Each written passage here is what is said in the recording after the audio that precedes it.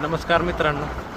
तर आज आपण आहोत आपल्या तिसऱ्या ज्योतिर्लिंगाच्या वाटेवरती आणि त्यासाठी आपण काल रात्री गुजरातमध्ये एंट्री केली होती. धरमपूर येथे मुक्काम करून आज सकाळी आपण तिथून निघालो आणि सुरतजवळील हजिरा पोर्ट येथे आलो आहे, म्हणजेच हजिरा बंदर येथे आलो आहे, जिथून आपल्याला बोट मिळणार आहे आणि बोटीने आपण पुढचा प्रवास 250 किलोमीटरचा करणार आहे.